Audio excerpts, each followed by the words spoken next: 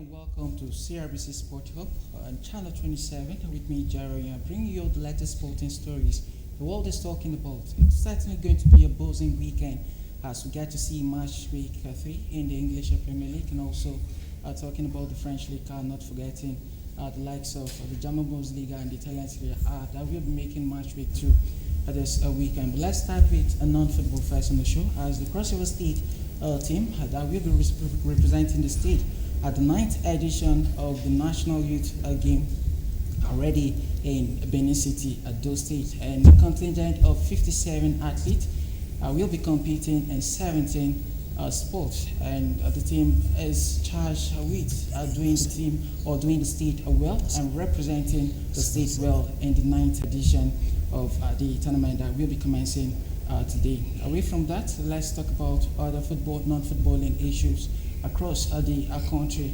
The first, it will be the 145th edition of the final Grand Slam and the fourth Grand Slam of the year, talking about the US Open, as Yannick Sinner, who is the defending champion, is through to the third round of the competition. And not forgetting, the likes of Novak Djokovic will be on court today, and the reigning WTA champions, Arina Zabalenka, will be on court today. But yesterday in the women's category, saw Iga Swiatek, who is a Texas and also won the competition way back in 2023, will be in action next tomorrow and actually goes through to the next round of the competition, which is the third round yesterday. And not forgetting the 2022 winner of the US Open, Coco Gauff, beating her opponent yesterday through to the third round of the competition. And this weekend in Formula One will mark the 15th Formula One Grand Prix. We have sent 14 so far. The sport embarked on 3 weeks break and we'll be making a return this weekend. We'll get to see the Hungarian Formula One Grand Prix. 11 so far for the McLaren team, with Oscar Piastri winning 6, and not forgetting Lando Norris winning 5, with 2 going for Max Verstappen of the Red Bulls team and 1 going for George Russell of the Mercedes team. So we just have to keep our finger crossed to see how the 15th rounds of the Formula One Grand Prix this weekend at the Hungary circuit. So away from Formula One now, we'll be talking the big one happening also this weekend, and also away from the non-football, talking football right here on the show, as this weekend we'll see match week 2 in the NPFL. Likes of Imba Football Club of about the 9-time champions will be up against talking about Niger Tornadoes, who had a 1-0 victory over Nasarawa United during the midweek. And also not forgetting the reigning champion Remo Stars will be away from home at the Imba Township Stadium, the adopted stadium for newly promoted Kun Khalifa, who were in the same group with Rovers FC. In Conference B Zone will be up against Imba Football Club of Aba, while Rivers United at the Ado Kia Masamaka Stadium, River State, Port Harcourt, will be up against Kwara United. And not forgetting Enugu Rangers, who will be traveling to take on Wiki Tourists of Bauchi this weekend. And away from the NPFL, also we'll be talking the top 5 European Football League, as this weekend we'll see the biggest match of the week, which will be Liverpool, who last got beaten by Arsenal in 2012, and since then they have gone unbeaten against Arsenal. Arsenal last won the EPL title way back in 2023-2024 season. Meanwhile, Liverpool are defending champions, but Arsenal are unbeaten in their last 22 matches against the likes of Manchester City, Manchester United, Newcastle, Tottenham, Chelsea since May 2023. In the top 5 European Football League that we'll be seeing this weekend in the French League, we'll see Paris Saint-Germain taking on talk about Toulouse. And the biggest one in French League, we'll see Lyon taking on Olympique Marseille on Sunday. In the German Bundesliga, we'll see, talking about Bayern Munich, will be up against Augsburg, who actually beat Freiburg last weekend by 3-0, while Werder Bremen will take on Bayer Leverkusen, the 2023-2024 champions of the German Bundesliga. In the Italian Serie A, Napoli, who are the champions, the 4-time winners of the Italian Serie A, will be up against Cagliari, while Inter Milan and Juve will play on a Sunday. In the Spanish La Liga, Real Madrid have won 2 out of 2, and they will be up against talking about Mallorca being tomorrow Saturday, as FC Barcelona will take on Real Vallecano on a Sunday. I have 2 gentlemen right here in the studio. They were with me on Wednesday and Now Sports, and we'll be talking about on talking about Rovers FC. I have by my immediate left hand side is actually the vice chairman Rovers Management Committee, talking about the former Super Eagles goalkeeper, then Flying Eagles, and former Rovers FC player, Mr. Tagbe. You're welcome to the show, sir. Thank you very much, Mr. Onya. It's always a pleasure to hang out with you. And on my far left, I have the team manager of Rovers Management Committee. I'm talking about Mr. Edem Oyum. You're welcome to the show, sir. Thank you so much, Mr. Jerry. It's a pleasure.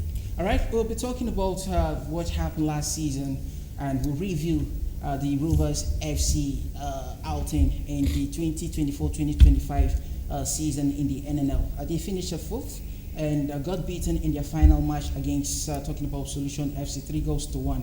They needed a win and hope that Osun United will be beaten at their home turf, but that wasn't meant to be. Even if Osun United had actually got beaten at home. So that could have also means that Rovers will never finish second on the log and needed to beat Solution FC at the UJ Eswene Stadium. It was a disappointing output for Rovers FC, and we have been coming close in the past 5 seasons. Well, the team manager, talking about Mr.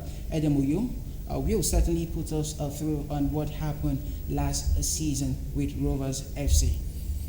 Yes, thank you, Mr. Jerry. We commenced the season on a very promising note, and we had it very good going into the season, and even pre-season matches favored us. So during the season, we did well, but towards the tail end of the first round, we had a few hitches, and largely caused by the exit of our team TA to the national camp. So that gave us some worries during the season, and we depleted and lost some points. And at the end of the day, we had to remedy that by bringing in somebody to handle the affairs for that period. But for the Solution match, we were plagued by injuries, and that really affected the performance of the team. We had a good team depth, but unfortunately, some of these players, we have knocks and all of those things. It really affected the team. Some of them had injuries that took them out of the season. Some had injuries that affected about 3 matches to the end of the season. So that really affected our fortune. Now, let's talk about the second part of the season. It's always Rovers FC are doing well in the first part of the season, but when it comes to the second part of the season, we get to see Rovers FC crumbling. I think we have to address that issue this season if we are to play in the NPFL come next season. You talk about the squad depths, and you mentioned 7 players getting injury, and then 2 players who were off for the season. That is to say that we don't have enough squad depths for last season, talking about Rovers FC now. No, we have. The issue is that, at times early in the game you may have injuries, and some of those players or some of those injuries may take them off the season. So we don't pray for such anyway, but such misgivings come, and there's nothing you can do about it. But as it is now, we are trying to see how we can have players who are very experienced in the league, especially players from some of these clubs that got promoted and who don't have a place in the MPFL squad of those teams. We're trying to lure them to Rovers so that we have ab initio, we just spring up and gather the necessary points and be up there.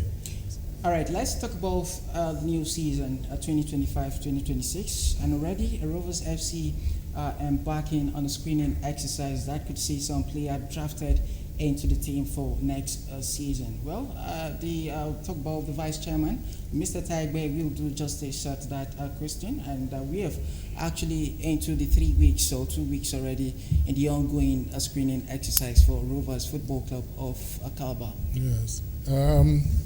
One thing you cannot take away from footballers is when they play 1 or 2 matches and they get some good play, other clubs have an eye on them and they want them. And then another thing you cannot take away, I'm concluding for my colleague, why we did not make it to the first place. The players will come and then tell you that they have invitations from embassies. and you will not, and they won't even allow you to stop that. Whether you accept, you give the permission or not, they are gone. Because their future is what they look up to. Secondly, what is going on now is a screening exercise. We are very, very, very, very cautious of it. And the chairman has taken it upon himself to direct all management staff to be part of that screening exercise, so that we are all human beings. The coaches could have a soft spot for some players, but we want the best materials to represent us this season, because our target is to get back to where we rightfully belong, which is the Premier League. Okay, we are talking about the screening exercise, Mr. Tagbe. I hope it will not be a man-to-man or man-no-man show for those players who are sacrificing their time to come out for the screening exercise. Well, that is what I have told you, that the chairman has directed that I lead the entire management staff to be at the center or the venue of this exercise, so that nobody tells us stories. Okay. Because if we are getting it right, this is the time to get it right. Certainly. And if we don't get it right now, then at the tail end of the season, we'll have nothing to look up to.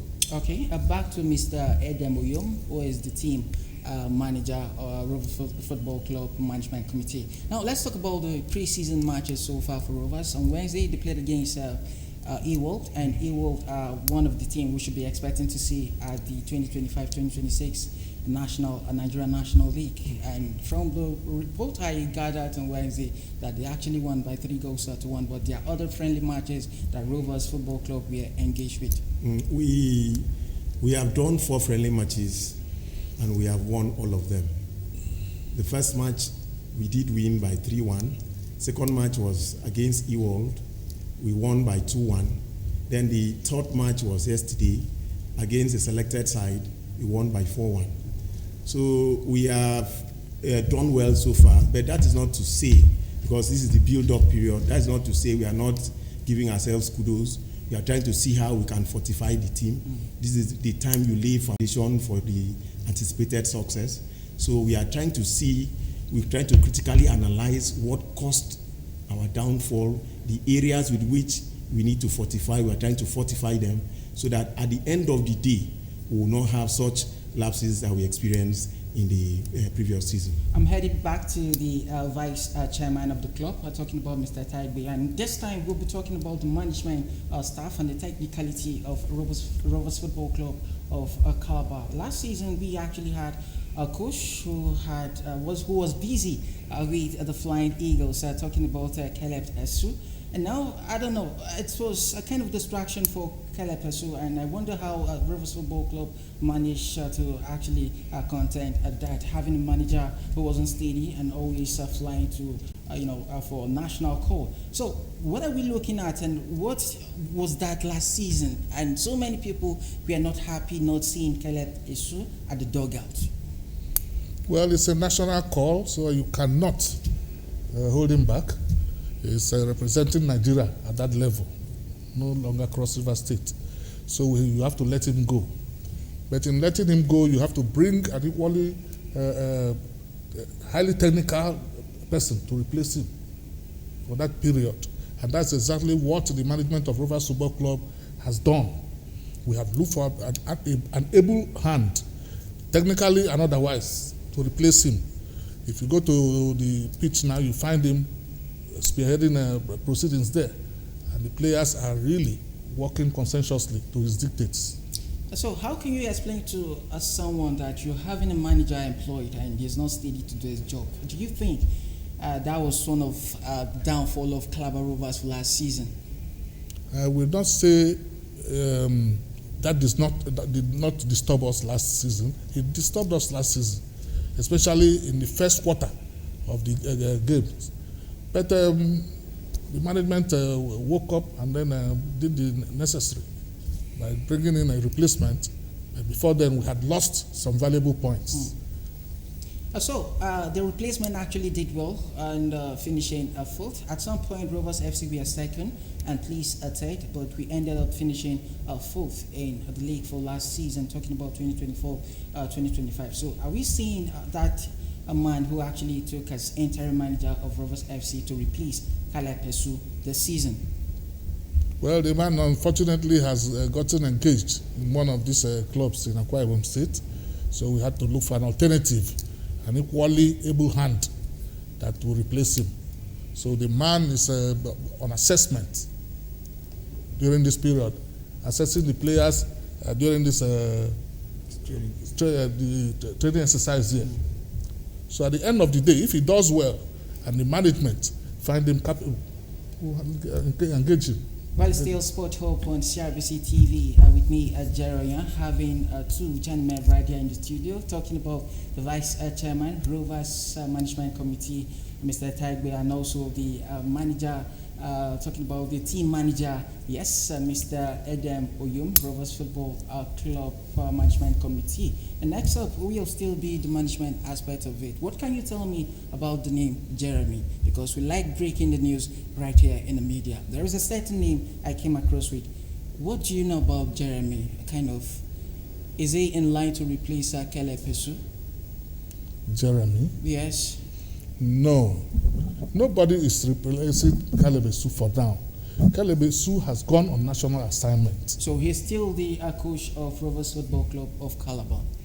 As far as we know today, he's still our member. Okay, away from that, let's talk about the way forward now. Now, what are we expecting from Rovers Football Club of Calabar next season? Well, the management is determined, and we've been directed by the chairman, Mr. Itomokon, that he does not have too much time in this business. So this year, we must get Rovers to the promised land.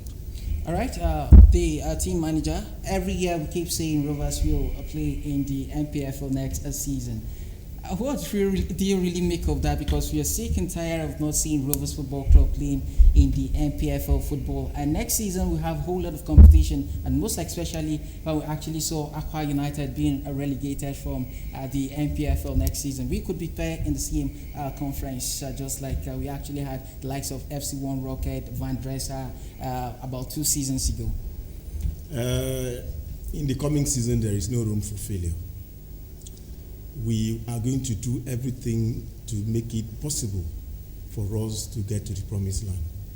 Every distraction will nip it on the board. We'll do our best. There is no room for failure, no sentiments. We are going to recruit the best legs to ensure that when we are playing, we have good replacements, and the bench is equally as good as those playing. So we want to promise Cross Riverians that we are going to do our bit.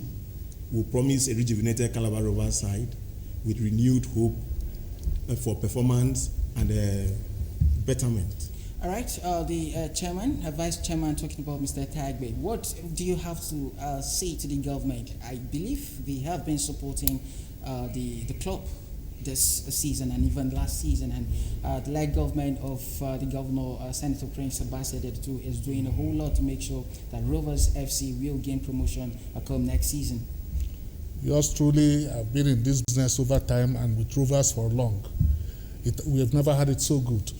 The Governor Prince Ambassador too has been able to give us a level playing ground, financially and otherwise. And we just owe him to need to reciprocate by making him happy.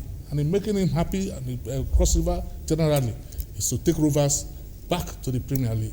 All right, we'll start to wrap the show now. So let me get to the team and manager. And what do you have to say to the public, and with high expectation of Rovers gaining promotion come next season? Well, I'll assure the public that we will not let them down. We will do our best, and our best this time should be good enough to take us to where we rightly belong. Rovers doesn't belong in the category of teams that we find ourselves now.